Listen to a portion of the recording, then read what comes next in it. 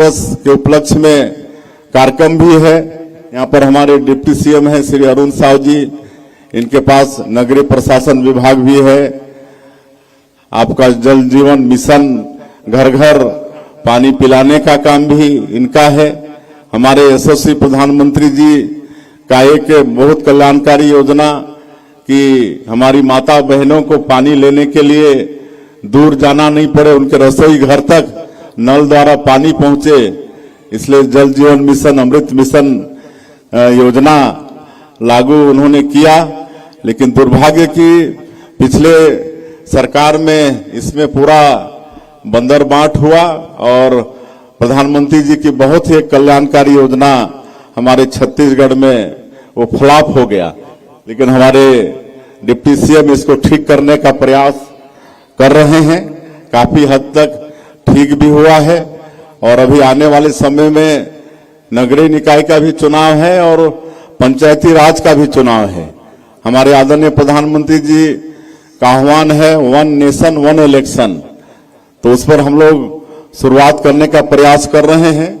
नगरीय निकाय और त्रिस्तरीय पंचायती राज का चुनाव एक साथ कराने का, तो हमारे डिप्टी सीएम पूरे प्रदेश में जितने भी नगरीय क्षेत्र हैं वहां पिछले एक साल खूब पैसा दिए हैं। 2000 करोड़ से ज्यादा पैसा बांटे हैं, 150, 200, 250 करोड़ एक नगर निगम में। तो आज से हम लोग छत्तीसगढ़ में शुरुआत किए हैं भूमि पूजन और लोकार्पण का।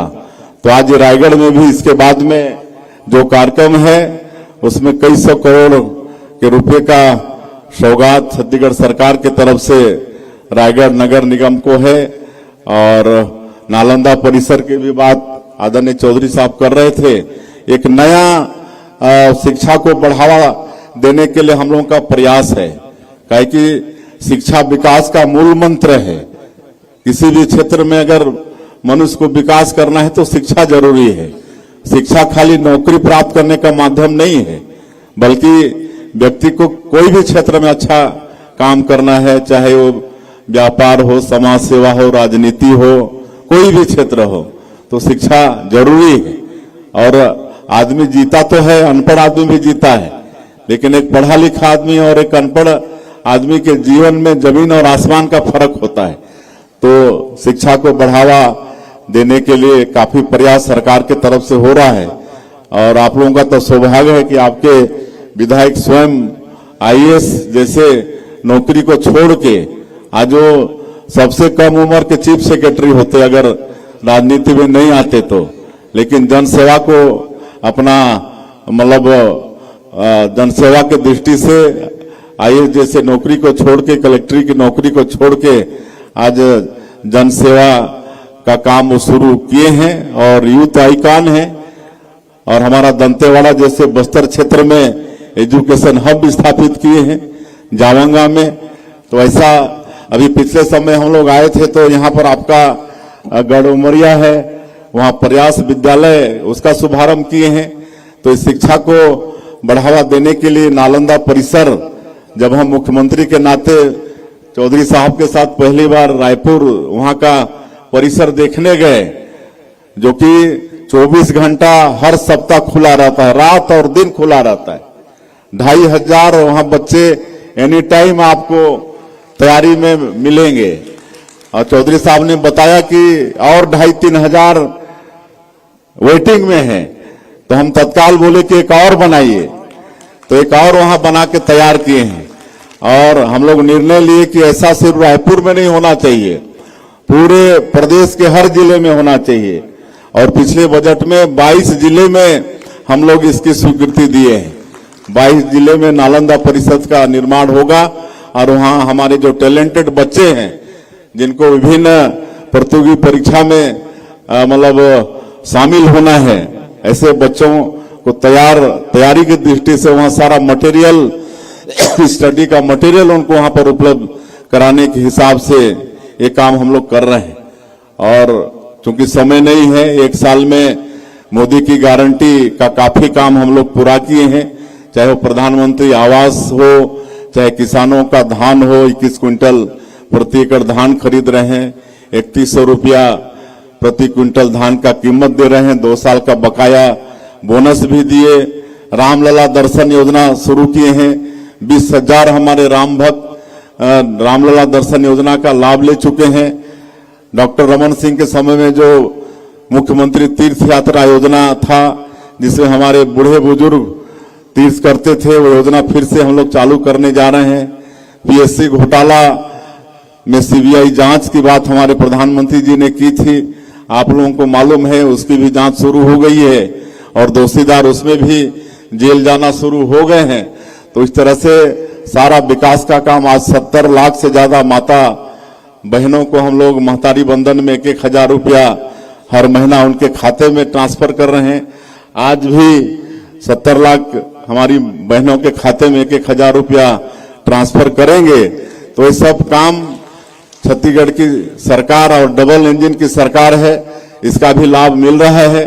हमारे प्रदेश की समस्या को लेकर हम लोग जहां भी जा रहे हैं, चाहे रोड कनेक्टिविटी की बात हो, एयर कनेक्टिविटी की बात हो, या कोई भी काम हो, भारत सरकार का मतलब पूरा आशीर्वाद छत्तीसगढ़ सरकार को मिल रहा है।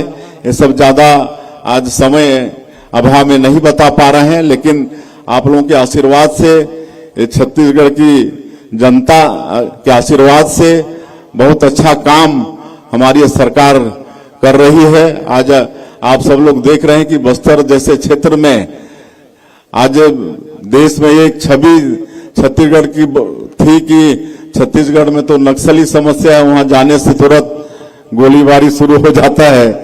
तो आज वहां भी हम लोग शांति स्थापित करने में कामयाब हो रहे हैं।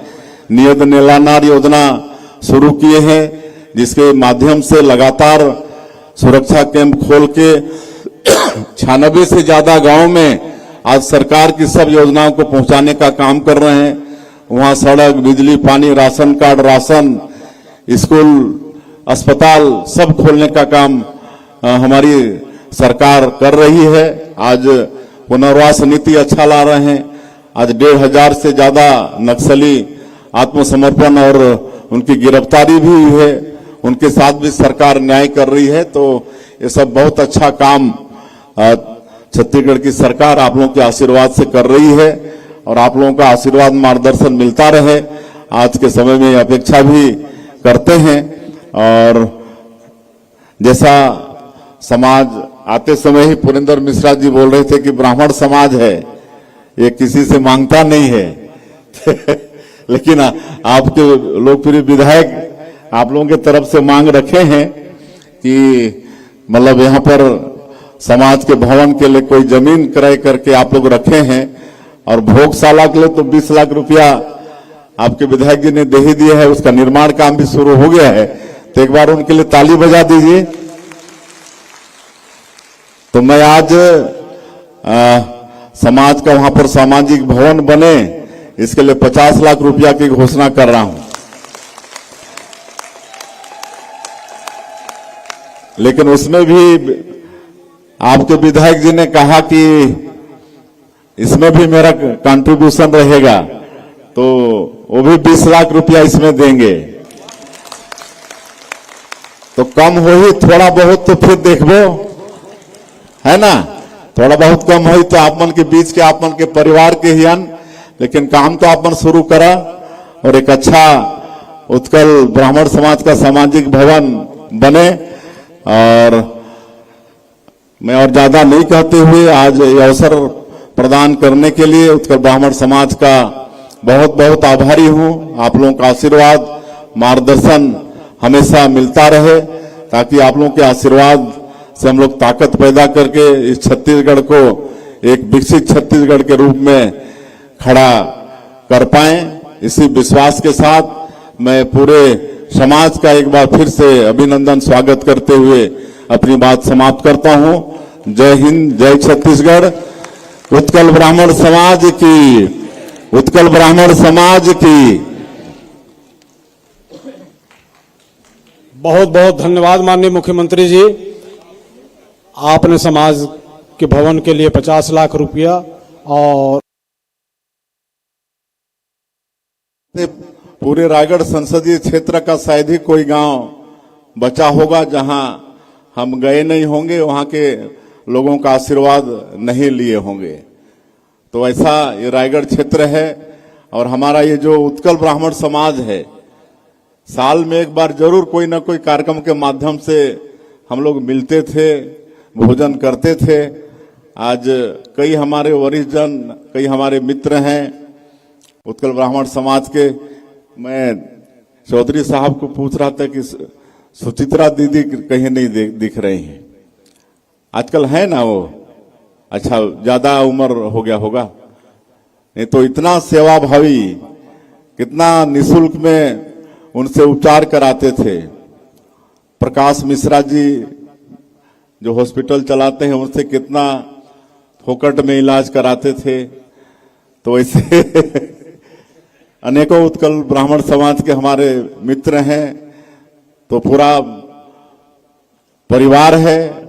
और मेरा तो सौभाग्य है कि जिनसे हम दीक्षा लिए, गुरु दीक्षा लिए, वो भी स्वर्गीय श्री धनपति पंडित जी आज स्वर्गवासी हो गए हैं। वो भी उत्कल ब्राह्मण समाज से थे। आज उनके एक वंशज यहाँ पर बैठे हैं, बलराम पंडा जी। और ये जब भी मिलते हैं तो बूढ़ी माई का प्रसाद नारियल हम लोग को खिलाते हैं। ऐसे बलराम पंडा जी रायगढ़ में ही रहते हैं। तो हमारा तो बचपन से ही रिश्ता उत्कल ब्राह्मण समाज से रहा है। और हम लोग जहां तक ब्राह्मण समाज को बहुत मानते हैं, देव स्वरूप मानते हैं ब्राह्मणों को, तो ऐसे उत्कल ब्राह्मण समाज को, सभी लोगों को मैं नमन भी करता हूं, सत सत प्रणाम करता हूं। चूंकि हम लोग 1-1.5 घंटा विलम्ब हो गए हैं और आज यहाँ के बाद रायपुर में भी कार्यक्रम है, इसलिए विलम्ब के लिए भी आप सब लोगों से क्षमा चाहेंगे। और आज जनादेश दिवस के उपलक्ष्य में कार्यक्रम भी है। यहाँ पर हमारे डिप्टी सीएम है